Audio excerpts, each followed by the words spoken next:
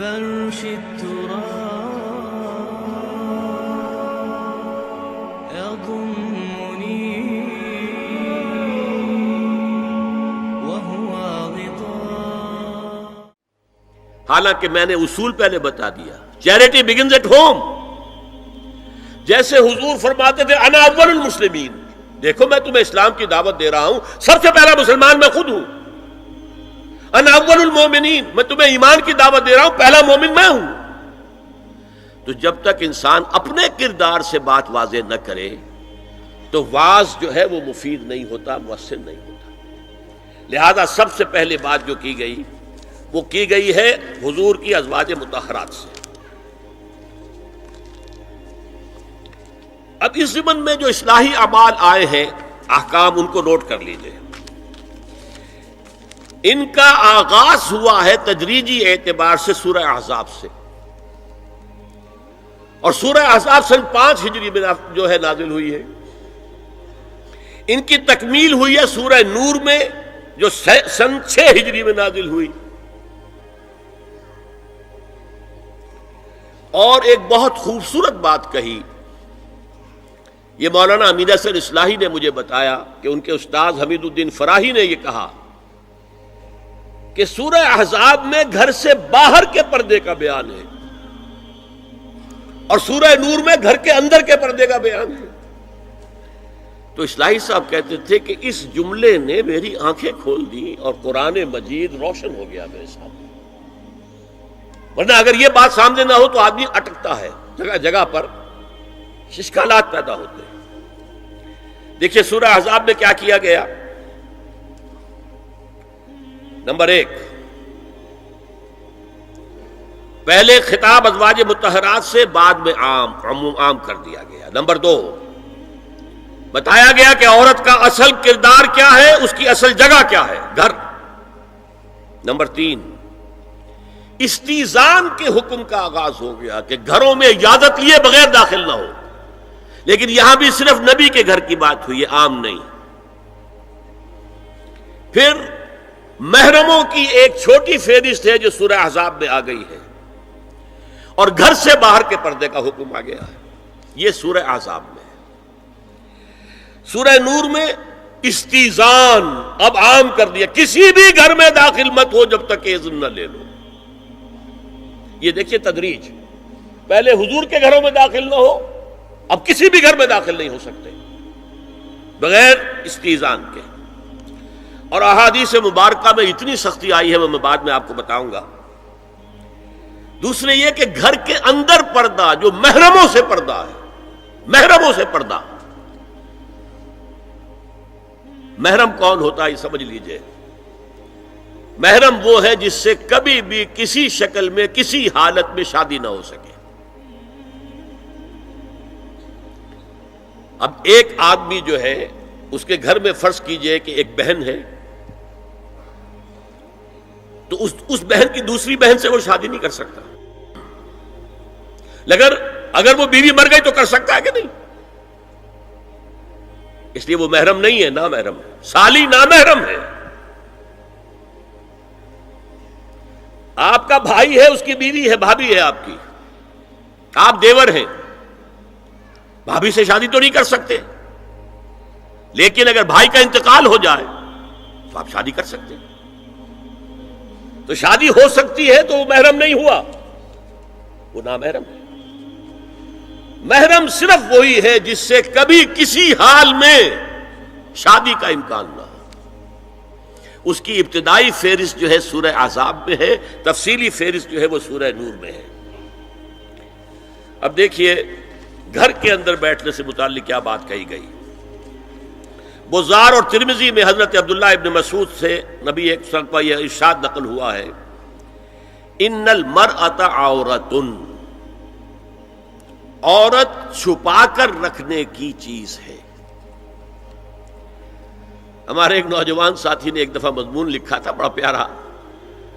انہوں نے کہا کہ قرآن مجید میں جو اشارات ہیں، حور مقصورات فی الخیام، وہ حوریں جو ہوں گی وہ خیموں کے اندر ہوں گی، وہیں رہیں گی. قصر کہتے روک دینے کو. باہر نہیں نکلتی وہ. مقصورات فی الخیام، حوروں کا کانہن لؤلؤ مکنون، ایسے ہوں گے کہ جیسے کہ موتی جسے چھپا کر رکھا جائے. عورت چھپا کر رکھنے کی شے ہے. المرأۃ کلھا عورۃ، عورت کہتے ہیں اس کو ہے جسے چھپا کر رکھا جائے. ان المرأۃ عورۃ فاذا خرجت، جب وہ گھر سے نکلتی ہے، استشرفھا شیطان، اب شیطان جو ہے اس کو طاق میں رکھتا ہے. واقرب ما تکون برحمۃ ربھا وہی فی قعر بیتھا، وہ اپنے رب کی رحمت سے قریب ترین ہوتی ہے جبکہ اپنے گھر کے بھی کسی اندرونی حصے میں ہو. صحن میں ہوگی تو شاید ادھر ادھر کے کوٹھوں سے نظر پڑ جائے. اسی لیے فرمایا مردوں کے لیے مسجد میں نماز افضل 28 گنا، اور عورت کے لیے گھر کی نماز مسجد سے افضل، گھر کے صحن کی مسجد سے افضل، دالان کی صحن سے افضل، کمرے میں اس سے افضل، اور کمرے کی کوئی بغلی کوٹھڑی ہے تو اس میں سب سے افضل. یہ احادیث نبی اکرم صلی اللہ علیہ وسلم. مزاج ہے نا، اس سے بن رہا ہے، ایک معاشرت وجود میں آ رہی ہے. یہ ساری چیزیں کیوں آ رہی ہیں؟ اور سنیے، عبداللہ ابن احمد ابن حنبل نے زوائد الزہد میں اور ابن ابی شیبہ نے، ابن سعد نے اپنی کتابوں میں مسروق کی روایت نقل کی ہے کہ حضرت عائشہ جب تلاوت قرآن کرتے ہوئے اس آیت پر پہنچتی تھی وَقَرْنَ فِي بُيُوتِكُنَّ، تو بے اختیار رو پڑتی تھی. قرآن کہتا ہے اپنے گھروں میں رہو. حضرت عائشہ نے شہادت عثمان کے بعد باہر نکل کر لشکر کی قیادت کی. پھر ساری عمر افسوس رہا کہ میں نے غلط کام کیا. دیکھیے کیا معاملہ تھا. حضرت علی رضی اللہ تعالیٰ سے جنگ کی تھی، 10,000 آدمی ایک رات میں مرے، لیکن حضرت علی کا کردار کیا تھا؟ یہ نہیں کہ اب عائشہ شکست ہو گئی ہے تو لوڈی بنا لوں. انا للہ و انا الیہ راجعون. اتنا احترام کیا ہے، مدینے کی چند عورتوں کو ساتھ دے کر بڑے احترام سے مدینے پہنچا دیا، وہاں کی عورتوں، کوفے کی عورتوں کو ساتھ دے کر، اور صرف یہ کہا کہ آپ کی یہ ذمہ داری نہیں تھی، آپ نے یہ ذمہ داری خام خواہ لے لی. صرف یہ، اور کچھ نہیں، کوئی ملامت نہیں. حافظ ابو بکر بزار حضرت انس سے روایت کرتے ہیں کہ عورتوں نے حضور سے عرض کیا کہ ساری فضیلت تو مرد لوٹ کے لے گئے، وہ جہاد کرتے اور خدا کی راہ میں بڑے بڑے کام کرتے ہیں، ہم کیا عمل کریں کہ ہمیں بھی مجاہدین کے برابر اجر مل سکے؟ جواب میں آپ نے فرمایا من قعدت منکن فی بیتہا فإنہا تدرک عمل المجاہدین، تم میں سے جو شخص اپنے گھر میں بیٹھی رہے گی وہ مجاہدین کا اجر حاصل کر لے گی. یہ ایک ہوا کا رخ ہے، بتایا جا رہا ہے، یہ نظام ہے جس کو اس شکل میں دیا جا رہا ہے. اب میں چاہتا ہوں سورہ احزاب کی جو آیات ہیں ان کے حوالے سے کچھ باتیں جو حکمت دین کی ہیں اور بہت اہم ہیں وہ آپ کے سامنے آ جائیں. دیکھیے میں نے سب سے پہلے آیت پڑھی تھی لَقَدْ كَانَ لَكُمْ فِي رَسُولِ اللَّهِ أُسْوَةٌ حَسَنَةٌ. اے مسلمانوں، تمہارے لیے اللہ کے رسول کی زندگی میں ایک بہترین نمونہ ہے، اسوہ حسنہ ہے. ایک بات اس میں غور طلب ہے، مردوں کے لیے تو اسوہ کامل ہے. مرد اگر سپہ سالار ہے تو اسوہ موجود ہے حضور کا، مرد اگر صدر ریاست ہے، خلیفہ ہے تو اسوہ موجود ہے رسول کا، کوئی قاضی القضات ہے تو اسوہ موجود ہے رسول کا، کوئی کسی مسجد میں خطیب ہے، امام ہے تو اسوہ موجود ہے، باپ کی حیثیت سے اسوہ موجود ہے، شوہر کی حیثیت سے اسوہ موجود ہے کہ نہیں؟ مردوں کی کوئی حیثیت ایسی نہیں جس کے لیے اسوہ حضور کی زندگی میں نہ ہو. لیکن ایک خلا ہے، عورت کی نسوانی زندگی کے لیے تو حضور کی زندگی میں کوئی اسوہ نہیں ہو سکتا. حضور مرد ہے. یہ ہے فلسفہ، یہ ہے حکمت دین کہ جس صورت میں یہ آیت آئی لَقَدْ كَانَ لَكُمْ فِي رَسُولِ اللَّهِ أُسْوَةٌ حَسَنَةٌ لِمَنْ كَانَ يَرْجُو اللَّهَ وَالْيَوْمَ الْآخِرَ وَذَكَرَ اللَّهَ كَثِيرًا، اے لوگو، اے مسلمانوں، تمہارے لیے اللہ کے رسول کی زندگی میں ایک اسوہ کامل ہے، عمدہ اسوہ ہے، ہر اس شخص کے لیے جو اللہ کا امیدوار ہے اور یوم آخر کو بھی مانتا ہے اور اللہ کا ذکر کرتا ہے کثرت سے۔ اب اس خلا کو پر کیسے کیا جائے؟ حضور کی ازواج کو بنایا گیا اسوہ خواتین کے لیے، اور یہی ایک بہت سی اور بھی حکمتیں ہوں گی۔ ایک حکمت یہی تعدد ازدواج میں ہے، اور حضرت عائشہ کی اتنی کم عمر میں شادی کرنے میں ہے کہ دیر تک وہ امت کو پڑھاتی رہی، شوہر اور بیوی کے درمیان خالص پرائیویٹ معاملات کے اندر بھی ہدایت دیتی رہی۔ آخر وہ بھی انسان کی ضرورت ہے کہ نہیں؟ آپ کو معلوم ہے ایک مرتبہ بعض صحابہ نے آ کر کہا، حضور یہ یہودی جو ہے ہم پر طنز کرتے ہیں کہ تمہارے نبی تمہیں بڑی چھوٹی چھوٹی باتوں کا حکم دیتے ہیں۔ آپ نے فرمایا کہ ہاں، ہمارے نبی نے تو ہمیں استنجا کرنا بھی سکھایا، بجائے کسی کمپلیکس کے انفیریورٹی کے سپیریورٹی کی بات کرو۔ استنجا ضروری شے نہیں ہے، گندگی سے نجات پانا ضروری شے نہیں ہے، طہارت ضروری شے نہیں ہے، ہمارے نبی نے تو استنجا کرنا بھی سکھایا۔ تو تعلق زن و شو کون بتائے گا؟ حضور بتائیں گے کسی کو؟ ازواج کو ضرورت ہوتی ہے، بڑا مسئلہ ہے، روزے میں کہاں تک جا سکتا ہے انسان؟ آخر کون بتائے گا؟ ازواج مطہرات نے بتایا۔ تو اسوہ بنانے کے لیے دیکھیے یہ آیات آئی ہیں، یہ 3 آیتیں سورہ احزاب کی، یوں سمجھیے کہ نچوڑ ہے اس مسئلے میں۔ یا نساء النبی لستن کاحد من النساء، اے نبی کی بیویوں تم عام عورتوں کے مانند نہیں ہو۔ تو کیا وہ عورتیں نہیں تھیں؟ عورتیں تو تھیں۔ کیا ان کے احساسات عورتوں والے نہیں تھے؟ وہ تو تھے۔ کیا بات ہے؟ تم نبی کی بیویاں ہو، تمہیں اسوہ بننا ہے۔ ان اتقیتن فلا تخضعن بالقول، اگر تمہیں واقعی اللہ کا تقوی اور خوف ہے تو کسی اجنبی سے اگر بات کرنے کی ضرورت پیش آ جائے تو اپنی آواز میں لوچ مت پیدا کرو۔ فیطمع الذی فی قلبہ مرض، کہ جس شخص کے دل میں کوئی روگ ہے، گندگی ہے، وہ کوئی آس لگا بیٹھے کہ یہ جو مجھ سے گفتگو کر رہی ہیں، جس انداز میں کر رہی ہیں، جس لگاوٹ کے ساتھ کر رہی ہیں، تو کوئی نہ کوئی موقع ہے میرے لیے۔ انا للہ و انا الیہ راجعون، کڑک آواز میں بات کرو۔ وقلن قولا معروفا، اور معروف بات کہو، صرف اس سے آگے بڑھنے کی کوئی ضرورت نہیں۔ وقرن فی بیوتکن ولا تبرجن تبرج الجاہلیۃ الاولی، اور قرار پکڑو اپنے گھروں میں، وقار کے ساتھ رہو اپنے گھروں میں، تمہاری اصل جگہ گھر ہے، باہر نکلنا تمہارا کام نہیں ہے۔ ہاں ضرورت ہو سکتی ہے، اس کا بعد میں ذکر آ جائے گا، لیکن فلسفہ کیا ہے؟ عورت کی اصل جگہ اس کا گھر ہے۔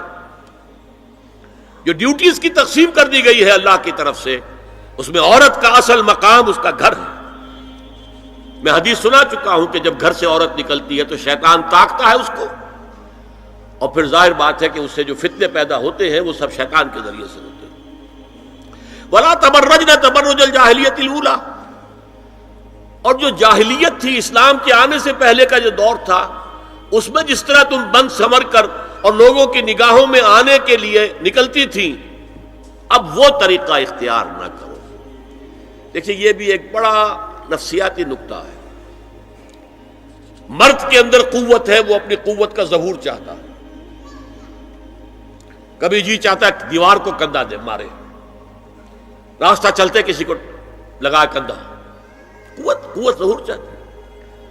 عورت کے پاس سب سے بڑا سرمایہ اس کا نسوانی حسن ہے، جسمانی طاقت تو نہیں ہے نا، اس کے اندر ایک ارج ہے کہ اپنے آپ کو ظاہر کرے۔ اس کا نام تبرج، بروج کہتے تھے ان برجیوں کو کہ جو فصیلوں کے اوپر ہوتی تھی، اور ظاہر بات ہے دور سے مسافر آ رہا تو پہلے تو برجی نظر آتی تھی نا، تو نگاہوں میں آنا، نگاہوں میں کھپنا، یہ تبرج ہے۔ تو تم جس طرح پہلے بناؤ سنگھار کر کے نکلا کرتی تھی، اور تبرج الجاہلیہ اب وہ چھوڑ دو۔ وَأَقِمْنَ الصَّلَاةَ وَآتِينَ الزَّكَاةَ، اور نماز قائم رکھو، زکوٰۃ ادا کرو، وَأَطِیعُوا اللَّهَ وَرَسُولَهُ، اور اللہ اور اس کے رسول کی اطاعت پر کاربند رہو۔ اب آئے الفاظ جو اہم ترین ہیں، انما یرید اللہ لیذھب عنکم الرجس اہل البیت ویطہرکم تطہیرا۔ اے نبی کے گھر والیو، اللہ یہ چاہتا ہے کہ تم سے ہر طرح کی برائی، ہر طرح کی ناپاکی کو دور کر دے اور تمہیں پاک کر دے۔ پاک کرنا کر، خوب خوب خوب خوب، تطہیرا، یطہرکم تطہیرا۔ کیوں؟ تمہیں نمونہ بننا ہے، تمہیں اسوہ بننا ہے۔ یہ الفاظ اصل میں آئے ہیں قرآن مجید میں ازواج مطہرات کے بارے میں۔ سارا جملہ چل رہا ہے یا نساء نبی سے۔ ہمارے کچھ دوستوں نے اسو کہا ہے کہ اہل بیت سے مراد حضرت علی، حضرت فاطمہ، حضرات حسنین ہیں۔ وہ بھی حضور نے فرمایا، میں نے ایک ٹی وی مذاکرے کے اندر بھی جب کچھ حضرات یہ کہہ رہے تھے کہ اہل بیت تو اصل میں وہ ہیں، میں نے کہا نہیں، اصل میں بیویاں ہیں لیکن وہ بھی اہل بیت ہیں۔ حضور نے ایک چادر میں جب سمیٹا سب کو، تو یہ بھی اللہم ہؤلاء اہل بیت، یہ بھی میرے اہل بیت ہیں۔ سلمان منا اہل البیت، سلمان بھی ہمارے اہل بیت میں سے، جو جتنا قریب ہوا۔ لیکن قرآن میں یہ لفظ آتا ہے صرف بیویوں کے لیے، ازواج کے لیے۔ حضرت ابراہیم کے پاس جب فرشتے آئے تھے حضرت اسحاق کی ولادت کی خبر دینے کے لیے، تو جب حضرت سارہ نے سنا تو وہ آئیں اپنے دوہتر مارتی ہوئی اپنے پیشانی پر، آلد وانا عجوز وہذا بالی شیخا، کیا میں جنوں گی اب جبکہ میں بوڑھی پھونس ہو گئی ہوں اور میرا یہ شوہر جو ہے یہ بھی بوڑھا پھونس ہے۔ 100 برس کی عمر تھی حضرت ابراہیم علیہ السلام کی، اور کتنی ہوگی اس کے آس پاس ہی ہوگی، 90-95 حضرت سارہ ہوگی۔ اس کو فرشتوں نے کہا تھا کہ کیا آپ اللہ کی رحمت سے مایوس ہو گئی؟ السلام علیکم وبرکاتہ اہل البیت، اے نبی کے گھر والی، اے نبی کے گھر والو، تم پر اللہ کی سلامتی ہو، رحمت ہو۔ تو اہل بیت کا لفظ قرآن میں 2 جگہ آیا ہے، یا حضرت سارہ کے لیے حضرت ابراہیم کی زوجہ، اور یا نساء النبی، تمہیں تو پاک کرنا ہے، پوری طرح پاک کرنا ہے، پوری طرح پاک کرنا ہے تاکہ تم اسوہ بن جاؤ۔ جو خلا ہے اسوہ محمدی میں صلی اللہ علیہ وسلم، وہ تمہارے ذریعے پورا کرنا ہے۔ اس لیے پہلا خطاب جو ہے، اب یہ دونوں باتوں سے ہو گیا، ایک تو چیریٹی بگنز ایٹ ہوم، جو بھی اصلاح کا عمل ہو گھر سے ہونا چاہیے، اور نمبر 2 یہ کہ ازواج مطہرات کو امت کی تمام خواتین کے لیے ہمیشہ کے لیے اسوہ بنانا ہے۔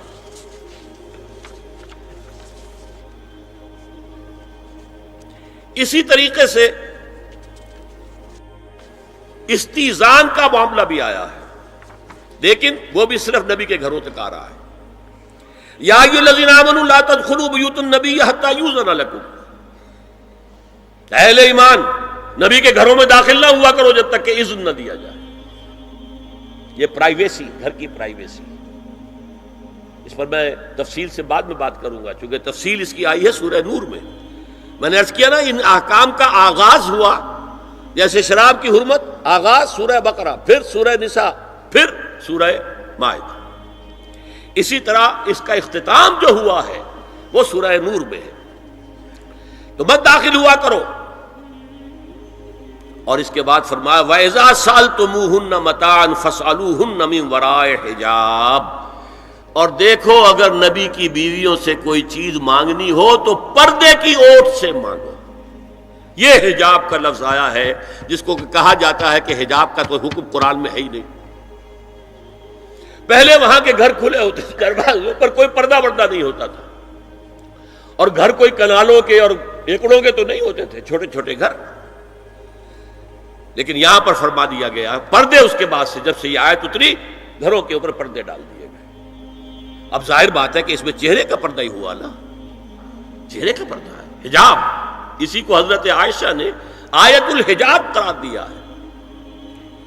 اور پھر دیکھیے جو ریئلزم ہے، ریئلزم میں نے کہا تھا نا کہ اللہ نے بھی فرمایا کہ سب سے زیادہ محبت انسان میں عورت کی ہے، حب زین للناس حب الشہوات من النساء، اور پھر اس کے بعد لمبی فہرست۔ حضور نے فرمایا حبب الیہ النساء والطیب، یہاں بھی فرمایا گیا ذالکم اطہر لقلوبکم وقلوبہن، یہ زیادہ پاکیزہ بات ہوگی تمہارے دلوں کے لیے بھی اور ان کے دلوں کے لیے بھی۔ اگر نبی کی بیوی بے حجاب تمہارے سامنے آ جائے گی تو وہ نبی کی بیوی ہے اور ازواج مطہرات ہونے کی حیثیت سے تمہاری ماں بھی ہے، لیکن ایک عورت بھی تو ہے، اور تم چاہے صحابی ہو کچھ بھی ہو، تم مرد بھی تو ہو۔ یہ مرد اور عورت کے درمیان جو کشش ہے یہاں بھی اس کا ساس۔ نبی کی بیویوں کو بھی یہ نہیں کہا کہ اس سے ماوراء ہے، معصوم تو کوئی نہیں نبی کے علاوہ، وہ تو اللہ کہہ رہا ہے ہم تمہیں پاک کر دینا چاہتے ہیں، پوری طرح پاک کر دینا چاہتے ہیں تاکہ تم تمام خواتین امت کے لیے اسوہ بن جاؤ۔ فرمایا یہ جو پردے کی اوٹ سے کوئی شے لینا دینا ہے، اس سے یہ تمہارے دلوں کے لیے بھی زیادہ پاکیزہ بات ہے اور ان کے دلوں کے لیے بھی۔ یہ ہے اللہ تعالی کا حکم سورہ احزاب کے اندر۔ اس کے بعد اسی سورہ احزاب میں اس سے جو مستثنا ہے، گھروں میں اذن لیے بغیر بھی داخل ہو سکے، جن کے سامنے ازواج مطہرات اپنے کھلے چہرے کے ساتھ آ سکتی تھی، ان کی ایک فہرست دی گئی۔ یہ مختصر فہرست ہے۔ لا جناح علیہن فی آبائہن ولا ابنائہن ولا اخوانہن ولا ابناء اخوانہن ولا ابناء اخواتہن ولا نسائہن ولا ما ملکت ایمانہن واتقین اللہ ان اللہ کان علی کل شیء شہیدا۔ کوئی حرج نہیں ہے ازواج مطہرات پر ان کے باپوں کے سلسلے میں۔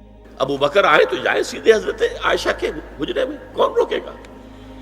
اور بیٹوں کے اور ان کے بھائیوں کے اور ان کے بیٹوں کے بھائی بھتیجے اور ان کی بہنوں کے بیٹے یعنی بھانجے، ولا نسائہن، اس کو میں چاہتا ہوں نوٹ کریں آپ، اپنی عورتیں، جان پہچان کی عورتیں، اجنبی عورتیں نہیں۔ اس پر مزید گفتگو ہوگی سورہ نور کے حوالے سے۔ ولا ما ملکت ایمانہن، اور جو ان کے ملک یمین ہیں، ان میں ایک رائے یہ ہے کہ مراد صرف باندیاں ہیں اور ایک مراد یہ ہے کہ اس میں مرد غلام بھی شامل ہیں۔ ایک رائے یہ ہے کہ مرد غلام جب تک کہ ابھی وہ بالغ نہ ہو، بچہ ہو۔ بہرحال یہ آراء ہے علیحدہ۔ واتقین اللہ ان اللہ کان علی کل شیء شہیدا، اور اللہ کا تقوی اختیار کرو، یقیناً اللہ ہر چیز کو دیکھ رہا ہے۔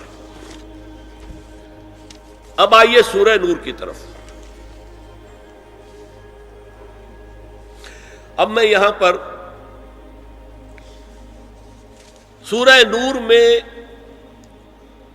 آغاز جو ہوا ہے سورہ نور کا، وہ سب کو معلوم ہے۔ زنا کی کیا حد ہے، سزا کیا ہے؟ غیر شادی شدہ زانی یا زانیہ، اس کی سزا 100 کوڑے، اور اگر کوئی الزام لگائے اور ثبوت پیش نہ کر سکے، 4 گواہ نہ لا سکے، تو قذف کی حد کیا ہے؟ 80 کوڑے۔ اس کے بعد اصل میں جو زنا کا سد باب کرنے کے لیے احکام ہے وہ آئے ہیں۔ چنانچہ اس میں سب سے پہلے کیا ہوا؟ استیزان کا حکم بڑی تفصیل کے ساتھ آیا، بہت تفصیل کے ساتھ آیا۔ یا ایھا الذین آمنوا لا تدخلوا بیوتا غیر بیوتکم حتی تستأنسوا وتسلموا علی اہلها ذالکم خیر لکم لعلکم تذکرون۔ اہل ایمان ہرگز مت داخل ہو اپنے گھروں کے علاوہ کسی اور گھر میں جب تک کہ تم ان کے ساتھ مانوس نہ ہو جاؤ، اذن نہ لے لو، ان پر سلام نہ کرو، یہی تمہارے لیے خیر بہتر ہے۔ اس کے بعد تفصیل آئی ہے، اس میں میں اس وقت نہیں جا رہا ہوں۔ اور جو لوگ اس پر عمل نہیں کرتے ان کے بارے میں قرآن مجید کیا کچھ، حضور کیا کچھ فرما رہے ہیں یہ آپ سن لیجئے، بہت سخت احکام ہے۔ عن ابی ہریرہ رضی اللہ عنہ ان رسول اللہ صلی اللہ علیہ وسلم قال لو ان امرأ اطلع علیک بغیر اذن فخذفته بحشاة ففقعت عینہ ما کان علیک من جناح، متفق علیہ، بخاری اور مسلم دونوں کی ہے۔ اگر کوئی شخص تمہارے گھر میں بغیر اجازت کے داخل ہو جائے اور تم اس کی سزا کے طور پر اس پر کنکریاں پھینکو اور اس کی آنکھ پھوٹ جائے کنکری سے، تو تم پر کوئی گناہ نہیں ہے۔ بغیر اجازت کے گھر میں آ گیا ہے، بغیر اذن کے، بغیر استئذان کے کنکریاں مارو اور کنکری سے آنکھ پھوٹ جائے، فما کان علیک من جناح، کوئی حرج نہیں۔ اسی طرح آیا ہے من اطلع دار قوم بغیر اذنہم ففقعوا عینہ فقد حضرت عینہ، یہ ابو داؤد کی روایت ہے۔ جو شخص بغیر اذن لیے کسی کے گھر میں داخل ہوا ہے اور اگر اس نے اس کی آنکھ پھوڑ دی تو اس کے اوپر کوئی ہرجانہ نہیں ہے، کوئی اس کی دیت نہیں، کوئی ہرجانہ نہیں۔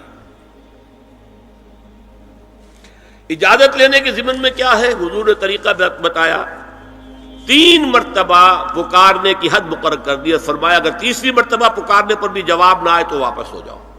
قرآن میں بھی ہے اذا قیل لکم ارجعوا فارجعوا، اگر تم وہ کہتے چلے جاؤ، ملاقات نہیں ہو سکتی، چلے جاؤ۔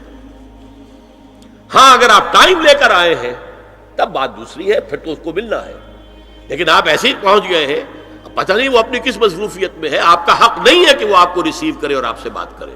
اذا قیل لکم ارجعوا فارجعوا، اور برا نہ مانو کہ میرا یہ معاملہ کیا، میں آیا تھا اور مجھے جو ہے مجھ سے ملاقات نہیں کی، نہیں۔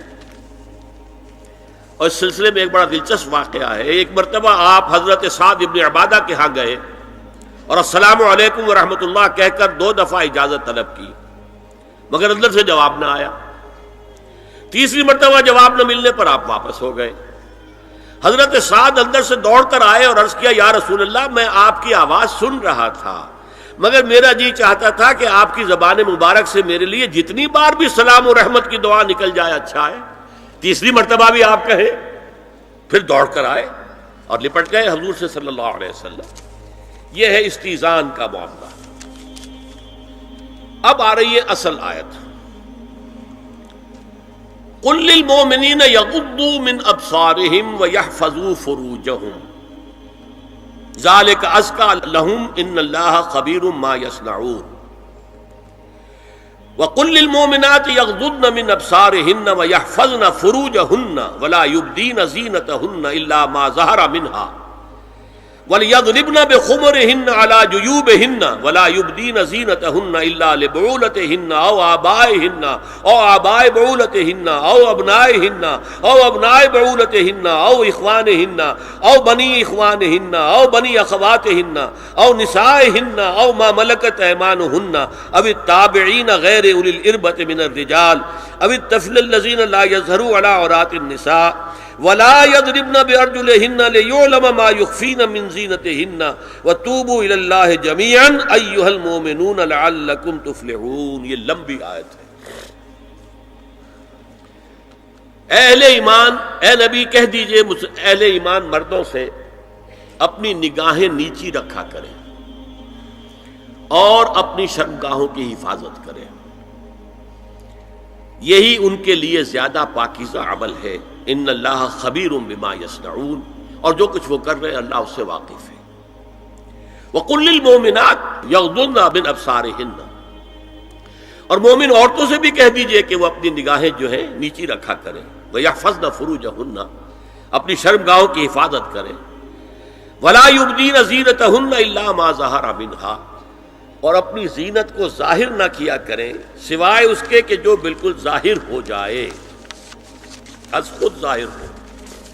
دیکھیے سب سے پہلے میں آپ کو بتا چکا ہوں کہ یہ گھر کے اندر کا پردہ ہے۔ نگاہیں نیچی رکھنا گھر کے مرد بھی اور گھر کی عورتیں بھی۔ یہ کیوں کہا گیا؟ آج آپ کے علم میں نہیں ہوگا انسیسٹ کس قدر تیزی سے پھیل رہا ہے مغرب کے اندر۔ انسیسٹ کہتے ہیں باپ کا اپنی بیٹی سے ملوث ہو جانا، ماں کا اپنے بیٹے سے ملوث ہو جانا، بہن بھائیوں کا آپس میں زناکاری کرنا، یہ انسیسٹ کہلاتا ہے۔ اس وقت امریکہ میں سب سے زیادہ جو پریکٹس ہے وہ سائیکیٹرسٹ کی ہے، بڑی فیسیں ہیں، بڑی دوائیں ہیں، جو فارماسیوٹیکل انڈسٹری ہے اس میں بھی سب سے زیادہ فلرشنگ وہ دوائیں ہیں کہ جو ذہنی امراض کی ہیں۔ اور مجھ سے وہاں کئی سائیکیٹرسٹ نے کہا ذہنی امراض کا سب سے بڑا سبب انسیسٹ ہے۔ بیٹی سے زنا کیا ہے باپ نے، بیٹی کے دل پر جو داغ لگ گیا ہے اس کا دماغی توازن ٹھیک نہیں رہتا۔ بہن سے زنا کیا بھائی نے، اور یہ نہ سمجھیے کہ آپ کے ہاں نہیں ہو رہا، یہ وبا آ چکی ہے۔ کہیں آپ نے اخبار میں پڑھا ہوگا بیٹی نے جا کر تھانے میں خبر دی کہ باپ نے میرے ساتھ یہ حرکت کی. یہ ساری چیزیں آج ہو رہی ہیں ہمارے یہاں. اس لیے کہ جب زنا کے جو دواعی ہیں، داعیات ہیں، جو زنا کی ترغیب ہے وہ پھیلی ہوئی ہوگی، عام ہوگی، تو راستے نکالے گا. گھروں میں مرد بھی اپنی نگاہیں نیچی رکھیں. کیا مطلب؟ باپ بھی اپنی بیٹی کو گھور کر نہ دیکھے. بیٹی بیٹی ہے، لڑکی ہے. جوان بھائی بھی اپنی جوان بہن کو گھور کر نہ دیکھا. نگاہیں نیچی رکھو. یہ نگاہیں نیچی رکھنا بازار میں چلتے ہوئے نہیں ہے. وہ تو سوسائڈ ہو جائے گی، موت آ جائے گی. کوئی گاڑی آپ کو روک دے گی. یہ گھر کے اندر ہے. اور اس لیے ہے کہ بہرحال باپ مرد ہے، بیٹی عورت ہے. میں نے آپ کو فرائیڈ کی بات بتا دی ہے. وہ تو کہتا ہی ہے کہ باپ اگر محبت بری نگاہ بیٹی پر ڈال رہا ہے، اس میں سیکس ہے، سیکس کا جذبہ ہے. اگر ماں بیٹے پر محبت بری نگاہ ڈال رہی ہے تو سیکس ہے. ایڈیپس کمپلیکس مشہور ہے اس کا. لیکن اپنی جگہ یہ ہے کہ باپ مرد ہے، بیٹی عورت ہے. بھائی مرد ہے، بہن عورت ہے. لہذا گھروں کے اندر بھی اپنی نگاہوں کو نیچا رکھو. میں آپ کو قول سنا چکا ہوں مولانا فراہی کا. اصلاحی صاحب نے کہا جب مولانا فراہی نے مجھ سے یہ کہا کہ اصل میں سورہ احزاب میں گھر کے باہر کا پردہ ہے اور سورہ نور میں گھر کے اندر کا پردہ ہے، تو کہتے میری آنکھیں کھل گئی اور چابی مل گئی، کلید مل گئی ان آیات کو سمجھنے کی، ان کی اصل پس منظر کو، حقیقت کو جاننے کا راستہ کھل گیا. تو یہ جو ہے غض بصر، یہ باہر کے لیے نہیں ہے، یہ گھر کے اندر کے لیے ہے. بیٹی کا آخر جوان ہو رہی ہے، اس کے سینے کے اوپر کچھ ابھار آ رہا ہے، اس کو گھور کر مت دے، نگاہ نیچی کرو. قل للمؤمنین یغضوا من ابصارہم ویحفظوا فروجہم ذلک ازکی لہم ان اللہ خبیر بما یصنعون. نوٹ کر لیجئے کہ یہ کہاں ہو رہا ہے؟ گھر میں داخلے کے بعد. گھر میں داخلہ اجازت سے، اور داخلہ ہوگا صرف محرموں کا. گھر کے اندر جو ہے وہ نامحرم تو نہیں آئے گا. یہ میں آگے بیان کر رہا ہوں. وَقُلْ لِلْمُؤْمِنَاتِ يَغْضُضْنَ مِنْ أَبْصَارِهِنَّ وَيَحْفَظْنَ مِنْ فُرُوجِهِنَّ. اور کہہ دیجئے مومن عورتوں سے بھی کہ وہ بھی اپنی نگاہیں جھکا کر رکھیں اور اپنی شرمگاہوں کی حفاظت کریں. وَلَا يُبْدِينَ زِينَتَهُنَّ إِلَّا مَا ظَهَرَ مِنْهَا. اس ٹکڑے پر بڑا قیل و قال ہے جدید مفکرین اور جدید دانشوروں نے کہ وہ اپنی زینت ظاہر نہ کرے سوائے اس کے جو خود ظاہر ہو جائے. وہ کہتے ہیں اس میں چہرہ بھی شامل ہے، اور جب چہرہ شامل ہے تو اس کا مطلب چہرے کا پردہ نہیں ہے. لا حول ولا قوت الا باللہ. آپ کو بہت سے حضرات نے وہ پڑھی ہوگی بحث جو جنگ میں ہو گئی تھی. ایک صاحب وہ انسٹیٹیوٹ آف پالیسی اسٹڈیز اس کے اسکالر ہیں، ریسرچ کا، انہوں نے لکھ دیا کہ الا ما ظہر منہا میں چہرہ ظاہر ہے، شامل ہے، لہذا پردہ نہیں ہے. اور ارشاد احمد حقانی صاحب نے بھی زوردار اس کے اوپر جو ہے وہ تائید لکھ دی، اور گویا کہ کہا کہ اب تو مسئلہ ہی طے ہو گیا. جب ایک ریسرچ اسکالر کہہ رہا ہے تو یہ مولوی ملاٹے جو کہتے پڑتے ہیں کہ یہ عورت کا جو چہرے کا پردہ ہے، تو بات ختم ہو گئی. The matter is clutched. میں نے صرف ایک جواب دیا کہ اس شخص نے جو بڑا ریسرچ اسکالر تھا، پہلے یہ لکھا ہے کہ سورہ نور کی ان آیات میں سطر کے احکام آ رہے ہیں، تو پھر یہاں پردے کا چہرے کا معاملہ کیا ہو؟ سطر میں تو پردہ چہرہ شامل نہیں ہے. محرموں سے پردہ کیا ہے؟ محرموں سے اس کا نام سطر ہے. عورت کا پورا جسم سطر ہے سوائے چہرے کی ٹکیا اور یہ ہاتھ اور یہ پاؤں، بس. کیا مطلب ہے؟ بھائی بھی نہیں دیکھ سکتا بہن کے جسم کا کوئی اور حصہ، باپ بھی نہیں دیکھ سکتا بیٹی کے جسم کا کوئی حصہ. یہ سطر ہے. سطر محرموں سے پردہ ہے. اس سے آگے صرف شوہر یا حسب ضرورت طبیب، سرجن، بس. یہ محرموں کا پردہ. گھر میں عورت رہے گی تو سطر کے ساتھ رہے گی. محرم آئیں گے، چچا اس کا محرم ہے، آئے گا. لیکن وہ بھی تو مرد ہے نا، چہرہ تو نہیں ڈھانپے گی اس لیے کہ محرم ہے، لیکن باقی جسم ستر، عورت کا پورا جسم ستر ہے سوائے چہرے کی ٹکیا، بال بھی ستر میں شامل ہے۔ سر پر وہ سکارف جو آج کل بنا ہوا ہے بہت بڑا مسئلہ، انہوں نے چہرے کو نکال دیا، صرف سکارف سمجھا ہوا پر حجاب کہتے ہیں، حالانکہ وہ حجاب پورا تو نہ ہوا، وہ صرف ایک حصہ ہے، لیکن ایک حصہ صحیح ہے، سر کے بال جو ہے وہ چھپے ہونے چاہیے، یہ سطر میں شامل ہے۔ چہرے کی ٹکیا ہے جو سطر سے باہر ہے، ہاتھ ہے پونچوں سے باہر، اور پیر ہے ٹخنوں سے نیچے، بس۔ اللہ اللہ خیر سے تو فرمایا ما ظہر منہا من زینتہن میں الا ما ظہر منہا میں کیا کیا چیزیں آ سکتی ہیں؟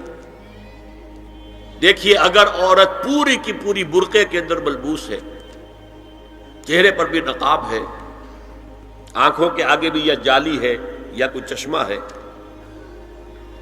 تو پھر بھی اس کے حسن کا ایک حصہ وہ ہے جو ظاہر ہے۔ اگر طویل القامت ہے، قد و قامت، یہ حسن کا حصہ ہے کہ نہیں؟ وہ کہاں چھپائے گی؟ اور غالب نے جو شعر کہا ہے، تیرے سرو قامت سے ایک قد آدم قیامت کے فتنے کو کم دیکھتے ہیں۔ سرو قد عورت، اسی طرح جسم سے ڈول ہے، اکیرا بدن ہے، یہ تو نہیں چھپے گا۔ عورت موٹی ہے، کیسی ہے، جسم جو غیر متناسب ہے، یہ تو نہیں چھپے گا۔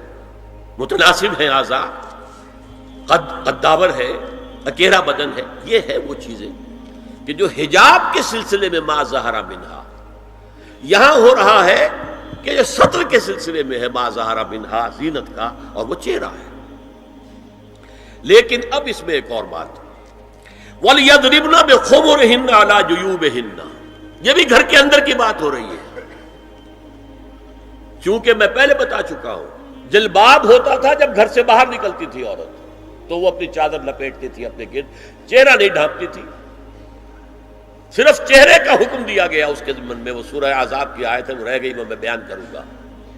اور خمار اوڑھنی ہوتی تھی جو گھر میں اوڑھتی تھی، گھر میں ظاہر بات ہے کہ جلباب تو نہیں لیا جا سکتا، آخر گھر کا کام کاج کرنا ہے، ہلکی سی اوڑھنی تو وہ گھر میں، لیکن فرمایا وَلْيَضْرِبْنَ بِخُمُرِهِنَّ عَلَى جُيُوبِهِنَّ، اور انہیں چاہیے کہ اپنی اوڑھیوں کے، بکل اوڑھنیوں کے اپنے سینوں کے اوپر، گریبانوں کے اوپر بھی مار لیا کریں، تاکہ یہ سینے کے جو ابھار ہیں ان کو ایک ایڈیشنل کور مل جائے۔ دیکھیے سطر کا تقاضے کیا ہے، گن لیجئے۔ لباس نبیذ ہونا چاہیے، باریک نہیں۔ حضور نے فرمایا اللہ کی لعنت ہو ان پر جو لباس پہن کے بھی ننگی ہوتی ہے۔ باریک اتنا لباس ہے یا چست اتنا لباس ہے، ڈھیلا ڈھالا ہونا چاہیے، نبیذ ہونا چاہیے۔ لباس کے اندر یہ دو حصے جو ہیں وہ لازم ہیں۔ اور پھر سینے پر، اب ظاہر بات ہے کرتا پہنا ہوا ہے، ڈھیلا ڈھالا ہے، پھر بھی یہ سینے کے ابھار تو ظاہر ہو جائیں گے۔ ان پر ایک اضافی اوڑھنی سر پر سے لے کر اور اپنے اس گریبان کے اوپر بکل مار لینا، تاکہ یہ جو نسوانی حسن کا دوسرا مظہر ہے، پہلا چہرہ سب سے بڑا چہرہ۔ اب جو لوگ کہتے چہرے کا پردہ نہیں ہے، تو خدا کے بندو پھر پردے کی ضرورت کیا ہے؟ نسوانی حسن اگر اس میں اٹریکشن ہے، وہ کہاں ہوتا ہے سب سے بڑھ کر؟ مظہر اول کون سا ہے نسوانی حسن کا؟ چہرہ ہی تو ہے۔ اب میں ذرا شرم کے ساتھ کہہ رہا ہوں، لیکن یہ اپنی شاعری کے کچھ الفاظ آپ کو سنا رہا ہوں۔ یہ لب لعلین کہاں ہوتے ہیں؟ چہرے پر ہوتے ہیں یا کہیں اور ہوتے ہیں؟ یہ عارض گلگوں یہ کہاں ہوتے ہیں؟ چہرے پر ہوتے ہیں یا کمر میں لگے ہوتے ہیں؟ یہ چاہے زقن، تھوڑی میں اگر کچھ کھڈا پڑا ہوا ہو، چاہے زخم، یہ تعریفیں جو شاعری میں ہوتی ہیں یہ کہاں ہوتا؟ یہ مژگاں کے تیر یہ کہاں ہوتے ہیں؟ یہ نرگسی آنکھیں یہ کہاں ہوتی ہیں؟ اور ستواں ناک یہ کہاں ہوتی ہے؟ چہرہ ہی تو ہے نا، سب سے بڑی اٹریکشن تو چہرہ ہے، اسی کو نہ چھپایا تو پھر اور کیا چھپایا؟ ہاں دوسری چیز، چھاتی کے ابھار بہت اٹریکٹیو ہوتے ہیں انسان کے لیے، اس کے لیے یہ ہے کہ وَلْيَضْرِبْنَ بِخُمُرِهِنَّ عَلَى جُيُوبِهِنَّ، کرتا بھی دبیز کپڑے کا ہو، کرتا جو ہے ڈھیلا ڈھالا بھی ہو، شلوار اور دبیز تر کپڑے کی ہو، ڈھیلی ڈھالی ہو، اور اوڑھنی کا بکل جو ہے اپنے سینے پر مار لیا جائے۔ اب اس کے بعد فرمایا وَلَا يُبْدِينَ زِينَتَهُنَّ إِلَّا لِبُعُولَتِهِنَّ، اب یہاں یہ زینت کا لفظ آ رہا ہے چہرے کے لیے، اور چہرے ہی میں کچھ سنگھار بھی ہوتا ہے، کچھ سرما لگایا ہوا ہے، فرض کیجئے کسی اور طرح کا کوئی زیور پہنا ہوا ہے، گلے میں پڑا ہے، کانوں میں بندے ہیں وغیرہ وغیرہ، یہ زینت چہرہ اور اس کے ساتھ کوئی بناؤ سنگھار کا معاملہ، جس کی کہ حضور صلی اللہ علیہ وسلم نے تلقین کی ہے۔ عورت کو گھر میں بن سور کر رہنا چاہیے، شوہر کے لیے ایٹریکٹیو رہنا چاہیے، خاص طور پر شوہر جب آنے والا ہے شام کو دفتر سے، اس وقت عورت جو ہے بن سور کر رہے ہیں، اس لیے کہ اصل مقصد کیا ہے، جتنی بھی انسان میں سیکشول انرجی ہے وہ مرکوز رہے شوہر اور بیوی کے درمیان، یہ فلسفہ ہے۔